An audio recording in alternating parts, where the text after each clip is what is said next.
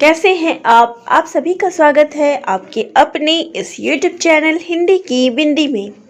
तो दोस्तों, आज हम चर्चा करने वाले हैं जो RPSC यानी कि राजस्थान पब्लिक सर्विस कमीशन की जो पोस्ट आई है, आज हम उसके ऊपर चर्चा करने वाले हैं। तो दोस्तों, इसकी वैकेंसी जो है 2020 की वो आ चुकी है, लगभग एक सप्ताह हो गए हैं।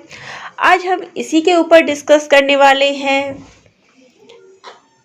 कि इसकी कितनी जो है वो वैकेंसी, हर सब्जेक्ट की कितनी वैकेंसी आई है। स्पेशली जो मेरा चैनल जो है वो हिंदी साहित्य से रिलेटेड है, तो हिंदी में कितनी पोस्ट निकली है, इसके अलावा आयु सीमा क्या है, और सबसे स्पेशल और ज़रूरी बात कि जो परीक्षा में पूछा जाता है कि गुड एकेडमी रिकॉर्ड यानी GAR, तो ये क्या होता है, इसके ऊपर भी हम आज चर्चा करेंगे, जो कि असिस्टेंट प्रोफेसर की परीक्षा के लिए बहुत ही इम्पोर्टेंट होता है। कई बार हमारे दिमाग में ये कन्फ्यूज़न रहती है कि GAR होता क्या है, गुड एकेडमिक रिकॉर्ड होता क्या है। तो आज हम इस विषय पर भी चर्चा करेंगे। तो ये जो पोस्ट निकली है वो है असिस्टेंट प्रोफेसर की। इसकी जो स्टार्टिंग डेट है, यानी जो ऑनलाइन जो आवेदन करने की जो तारीख है, वो है 9 नवंबर 2020 से लेके 8 दिसंबर 2020 तक। इसके अलावा जो इसमें नंबर ऑफ वैकेंसी है, यानी इसमें जो है वो कितनी सीटें निकली है, वो है 918। टोटल जो इसमें सीट है अलग अलग विभागों के, अलग अलग क्षेत्रों की, वो है 918। इसके अलावा अगर मैं कैटेगरी वाइज वैकेंसी बताऊं तो जो जनरल है उसकी 294 है, एससी की जो है वो 100 है, एसटी की 74, ओबीसी की 134, ईडब्ल्यूएस की 64 और एमबीसी की 32 है। और इसमें स्पेशली अगर हिंदी की बात की जाए कि हिंदी सब्जेक्ट की कितनी वैकेंसी निकली है, तो वो है 66। तो यहाँ पे हिंदी की जो पोस्ट है वो है 66। तो अब इसका सिलेक्शन प्रोसेस क्या है, किस आधार पर जो है वो इसका सिलेक्शन होता है। तो इसमें मैं बता दूं कि इसमें जो परीक्षा होती है वो होती है रिटन टेस्ट और इंटरव्यू। तो जो रिटन टेस्ट होता है उसमें हमसे 3 पेपर जो है, रिटन टेस्ट में जो है हमें 3 पेपर देने होते हैं। पेपर फर्स्ट और पेपर सेकंड और पेपर थर्ड, 3 पेपर हमसे लिए जाते हैं। इसमें जो पेपर फर्स्ट और पेपर सेकंड होता है वो हमारा जो भी सब्जेक्ट है उस सब्जेक्ट से रिलेटेड ही इसमें क्वेश्चन आते हैं। जो भी हमारा सब्जेक्ट होगा उस सब्जेक्ट से ही रिलेटेड क्वेश्चन होंगे। 75 दोनों में क्वेश्चन होते हैं। ये ऑब्जेक्टिव पेपर होता है। और जो पेपर थर्ड होता है वो जनरल स्टडी, जैसे कि ये RPSC है, राजस्थान पब्लिक सर्विस कमीशन है, तो ये राजस्थान के जो जनरल स्टडी है ये उसके ऊपर क्वेश्चन इसमें आता है। और जो अगला प्रोसेस होता है इसका, ये तो रिटन की बात है। इसके अलावा जो इंटरव्यू होता है वो होता है 24 मार्क्स का। इसका जो पेपर होता है वो होता है टोटल 200 मार्क्स का, और जो इंटरव्यू होता है वो होता है 24 मार्क्स का। तो अगर टोटल वो नंबर की बात करें तो वो होता है 224। इसकी जो ऑफिशियल वेबसाइट है वो है www.rpsc.rajasthan.government.gov.in। तो इस वेबसाइट पे जाके हम अपना फॉर्म जो है वो ऑनलाइन भर सकते हैं। अब इसके लिए एजुकेशनल क्वालिफिकेशन क्या है दोस्तों, ये बहुत ही महत्वपूर्ण जानकारी है कि इसकी एजुकेशनल क्वालिफिकेशन क्या है, इसकी शैक्षणिक योग्यता क्या है, क्योंकि हमें जो है इसे समझने के लिए बहुत ज़रूरी होता है, क्योंकि कई विद्यार्थी जो है वो इसी प्रोसेस को नहीं समझ पाते हैं। तो इसका जो एलिजिबिलिटी क्राइटेरिया है वो है गुड एकेडमी रिकॉर्ड। इसका जो एलिजिबिलिटी क्राइटेरिया है, एजुकेशनल क्वालिफिकेशन है, वो है good academy record with at least 55 marks or equivalent grade in a point scale wherever grading system is followed at the master's degree। यानी कि मास्टर्स में जो है हमारे 55 मार्क्स होने चाहिए। इसके अलावा जो वो मांगते हैं वो है नेट क्लियर होना चाहिए। जो नेशनल एलिजिबिलिटी टेस्ट है यानी नेट का जो एग्ज़ाम है वो भी क्लियर होना चाहिए। अगर नेट नहीं है तो स्लेट या सेट होता है, वो एग्ज़ाम हमारा क्लियर होना चाहिए। आरपीएससी जो है वो सेट का एग्ज़ाम भी करवाता है, तो अगर नेट नहीं क्लियर है, आपका सेट क्लियर है, तो भी आप ये फॉर्म भर सकते हैं। इसके अलावा candidates who are or have been awarded a PhD degree, तो जिन्होंने पीएचडी डिग्री कर रखी है वो भी इसको कर सकते हैं। और जहाँ पे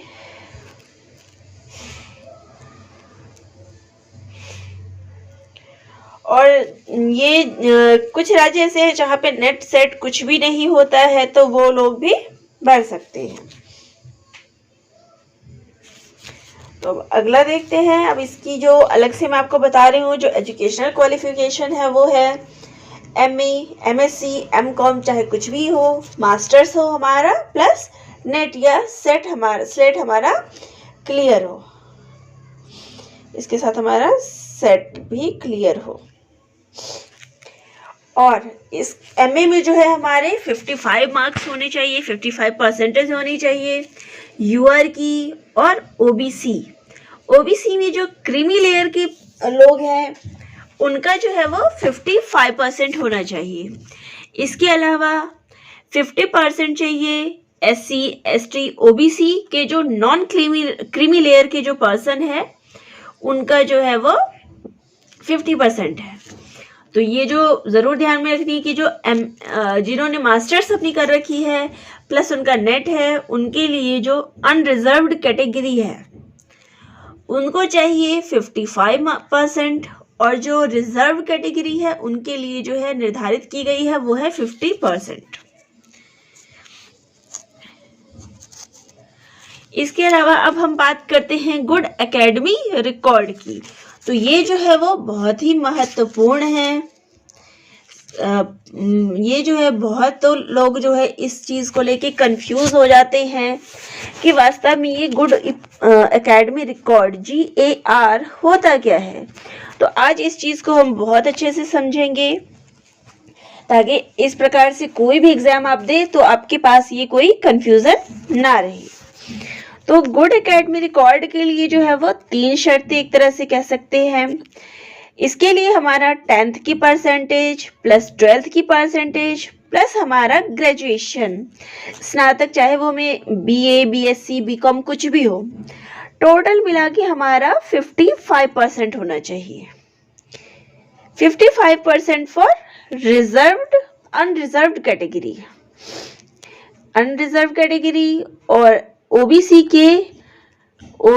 के जो नॉन क्रीमी लेयर है, क्रीमी लेयर की 50% चाहिए, 55% चाहिए तीनों का मिला के।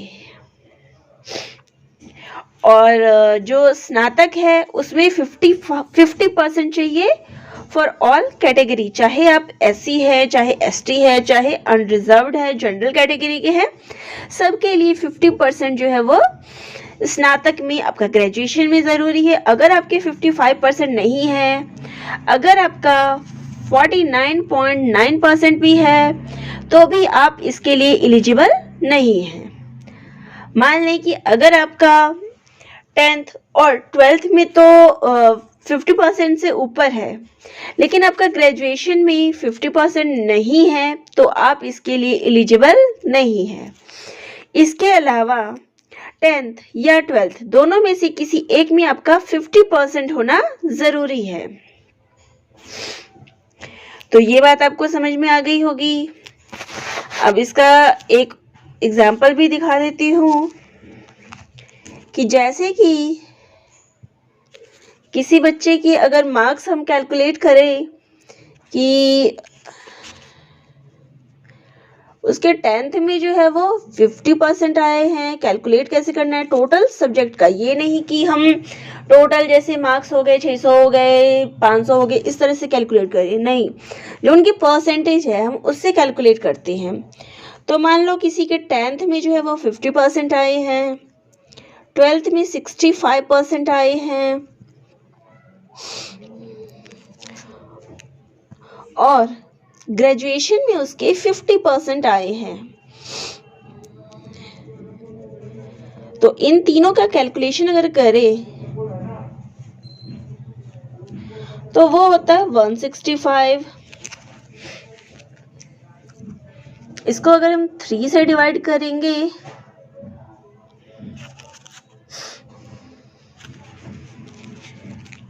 तो जो हमारी परसेंटेज आती है वो है 55 पॉइंट। तो अगर ये रिजर्व्ड कैटेगरी का है तो भी ये एलिजिबल है क्योंकि इसके जो है वो 55% बनते हैं। अगर ये अनरिजर्व्ड कैटेगरी का है तो भी ये एलिजिबल है और अगर ये अनरिजर्व्ड कैटेगरी का तो भी ये एलिजिबल है क्योंकि इसके 55% बन रहे हैं। अगर वहीं पे इसका 55% नहीं होता तो ये एलिजिबल नहीं होता। एक और हम लेते हैं कि अगर किसी के 50 मार्क्स बन रहे हैं 10th में, 60 बन रहे हैं 12th में और 48 बन रहे हैं ग्रेजुएशन में, तो ये जो है वो आदमी वो एलिजिबल नहीं होगा क्योंकि जो इसकी ग्रेजुएशन है उसमें 48% आए हैं, तो ये जो है वो एलिजिबल नहीं है। इसके अलावा अगर 10th में आपके बनते हैं 50%, 12th में बनते हैं 55% और ग्रेजुएशन में आपके 50% हैं, तो इनका अगर टोटल काउंट करें तो वो होता है 155। तो इसका जो परसेंटेज निकलेगा वो है 51%। अगर ये अनरिजर्व्ड कैटेगरी का है, यानी कि अगर ये जनरल कैटेगरी का बंदा है या फिर ओबीसी क्रीमी लेयर का बंदा है तब एलिजिबल नहीं होगा। लेकिन अगर ये एससी है, एसटी है, यानी रिजर्व्ड कैटेगरी का है तो ये एलिजिबल होगा। तो ये छूट जो है वो एससी एसटी के लिए इस बार दी गई है। बाकी जो दोनों कंडीशंस थे कि स्नातक में 50% है और 10th और 12th में 50% है, तो इन दोनों में जो है वो छूट नहीं दी गई है। ये सबके लिए बराबर है, चाहे वो कैटेगरी से बिलोंग करता है चाहे वो बिना कैटेगरी के है, ये मायने नहीं रखता, दोनों में उसके 50% होने चाहिए। लेकिन अगर वो अनरिजर्व कैटेगरी का है उसका तीनों मिला के 55% होना चाहिए, अनरिजर्व्ड का और ओबीसी क्रीमी लेयर का, और अनरिजर्व्ड में आ जाता है 50%, तो इसमें हमें छूट दी गई है। और इसके अलावा हमें मास्टर्स में भी छूट मिली है, मास्टर्स में भी 55 और 50% का आंकड़ा है। तो ये बात आपको अच्छे से क्लियर हो गई होगी कि गुड एकेडमी रिकॉर्ड जो है वो होता क्या है। तो गुड एकेडमी रिकॉर्ड में अगर मोटी मोटी बात मैं बताऊं तो इसके अंदर आपको आपके 10th, 12th, ग्रेजुएशन तीनों में जो है मिला के आपके जो मार्क्स होंगे वो होंगे 55% फॉर रिजर्व्ड अनरिजर्व्ड कैटेगरी और 50% फॉर रिजर्व्ड कैटेगरी। इसके अलावा स्नातक में आपके होनी चाहिए 50% फॉर ऑल कैटेगरी। 10th या 12th में होनी चाहिए आपके 50%। तो इन तीनों का मिला के अगर हमारा रिकॉर्ड बनता है, सारी चीज़ें हम फॉलो करते हैं, सारी चीज़ों में हमारे पूरे हो जाते हैं, तब तो हम इस परीक्षा के लिए जो है वो एलिजिबल हैं। तो ये होता है हमारा गुड एकेडमी रिकॉर्ड, जिसमें हमारे इन तीनों चीज़ों के मार्क्स देखने हैं। इसका देखना है, स्नातक का देखना है और 10th और 12th का देखना है। इसके अलावा दो चीज़ें हो गई, मास्टर्स हो गया और नेट हो गया। तो ये सारी चीज़ें जब आप सारी रिक्वायरमेंट आप फुलफिल करोगे तो आप इस चीज़ के लिए जो है वो एलिजिबल होंगे। तो इस फॉर्म को भरते वक्त आपको ये 5 चीज़ें ज़रूर ध्यान में रखनी है। तो इस फॉर्म को भरते वक्त आपको ध्यान में रखना है अपने 10th के, 12th के प्लस ग्रेजुएशन के मार्क्स, जो कि होने चाहिए 55 फॉर अनरिजर्व्ड, 50% फॉर रिजर्व्ड। इसके अलावा ग्रेजुएशन में आपका होना चाहिए 50%, 10th या 12th में होनी चाहिए आपके, दोनों में से किसी एक में होनी चाहिए आपके 50%। मास्टर्स होना चाहिए आपका और इसमें भी आपका 55% फॉर यूआर और 50% फॉर रिजर्व्ड। इसके अलावा आपका होना चाहिए नेट क्लियर, नेट स्लेट जो भी हो वो आपका क्लियर होना चाहिए।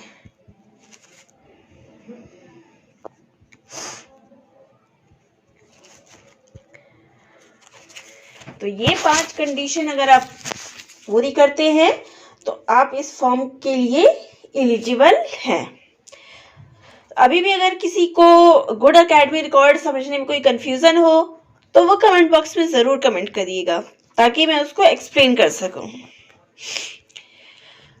अब इसकी एज लिमिट क्या है? तो इसकी जो एज लिमिट है वो है 21 से 40 साल के बीच। इसके अलावा है there will be age relaxation for reserved category candidates as per government norms. तो ये जो एज है 21 to 40 ईयर्स, ये जो है वो अनरिजर्व्ड के लिए है। यूआर की जो एज होनी चाहिए वो होनी चाहिए 21 से 40 साल के बीच, और रिजर्व कैटेगरी को इसमें छूट मिल रही है। अगला है selection criteria for RPSC assistant professor. तो इसकी जो सिलेक्शन क्राइटेरिया क्या है, इसका सिलेक्शन का आधार क्या है? तो इसका सिलेक्शन जो है रिटन टेस्ट और इंटरव्यू होगा। 200 मार्क्स का जो है वो रिटन टेस्ट होना है और 25 मार्क्स का जो है वो इंटरव्यू होना है, यानी टोटल जो है हमें 224 मार्क्स में से स्कोर करना है। अब इसके परीक्षा पैटर्न की बात करें तो परीक्षा पैटर्न जो है वो 3 भागों में विभाजित होगा। जो इसका रिटन एग्जाम होगा वो इसका 3 भागों में होगा।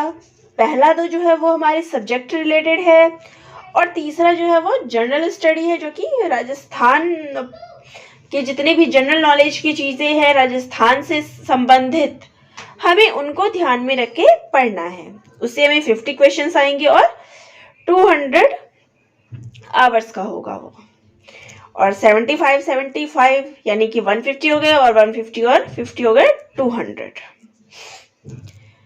तो बाकी दोनों जो है जो भी हमारा सब्जेक्ट होगा, मान लीजिए जैसे मेरा सब्जेक्ट है हमारा हिंदी, तो ये दोनों पेपर जो है वो हिंदी के आएंगे।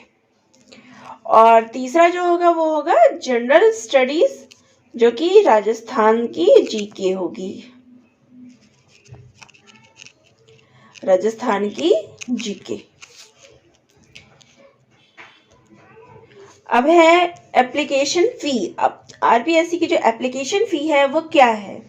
तो जो जनरल, ईडब्ल्यूएस, ओबीसी है उनकी है 350, और जो non creamy layer of OBC and BC है उनकी है ₹250, और SC/ST जो है उनकी है 150। तो ये जो है वो एप्लीकेशन फ़ी है।